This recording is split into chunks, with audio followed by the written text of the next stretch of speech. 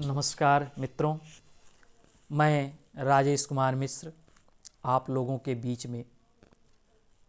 बड़ी सौभाग्यशाली यह पीढ़ी है कि हम अपनी नंगी आँखों से प्रभु श्री राम का मंदिर बनते हुए देख रहे हैं। यह बड़े सौभाग्य की बात है कि परम पावन पवित्र नगरी अयोध्या में प्रभु श्री राम का मंदिर बन रहा है, और उससे भी श्रेष्ठ कार्य होगा कि उस मंदिर में हमारा और आपका सहयोग हो।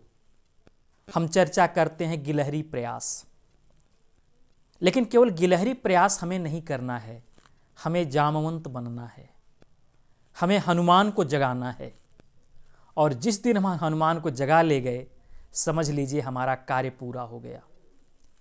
हम अपने समाज के उन हनुमान को जगावें, नल नील को बतावें, अंगद को बतावें कि यह प्रभु का कार्य है, आपका ही सामर्थ्य है और आप अपने सामर्थ्य से इस कार्य को पूरा कर सकते हैं।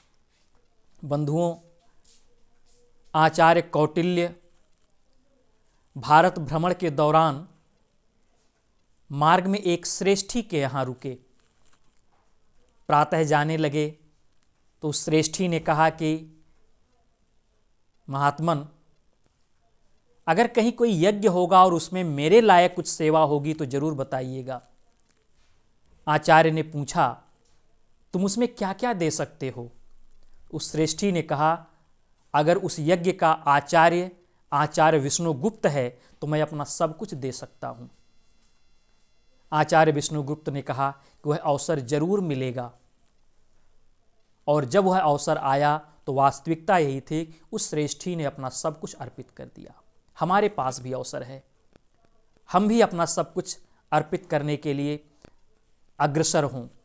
प्रभु श्री राम का जो जीवन है वह ऐसा जीवन है जिसने अपने जीवन के प्रारंभ से, हम कल्पना करें कि एक युवराज को रात में बताया जाता है कि सुबह आपका राज्य तिलक होगा, और भोर में पता चलता है कि तुम्हें तो वनवास जाना है।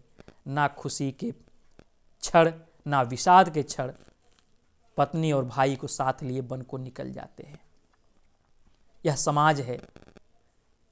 वह व्यक्ति जो एक युवराज था वह पुरुषों में उत्तम हुआ, और यही नहीं, वो मर्यादा पुरुषोत्तम हुआ, जिसको हम लोग भगवान मान करके पूजा करने लगे। मर्यादा पुरुषोत्तम राम, सृष्टि में उत्तम राम, जन जन हितकारी राम, प्रजा सुखकारी राम, आदि और अंत राम, सीता के कंत राम, अवध के वासी राम, घट घट के बासी राम, सृष्टि में अविनाशी राम, भक्त हृदय वासी राम, भारत की आत्मा राम, परमेश्वर परमात्मा राम, गीध की साधना राम, सबरी की आराधना राम, जन जन के प्यार राम, सृष्टि के आधार राम, सबरी की नवधा भक्ति राम, हनुमत की सारी शक्ति राम। यह राम की कल्पना है। यह राम जो हमारे जीवन के हर क्षण में, हर कण में व्याप्त हैं, वह राम हैं। तो पुनः वही एक निवेदन कि हमारे लायक जो कुछ भी हम कर सकते हैं वह प्रभु श्री राम के श्री चरणों में समर्पित करें। यही हमारी उनके प्रति सच्ची भक्ति होगी। बहुत बहुत धन्यवाद। नमस्कार।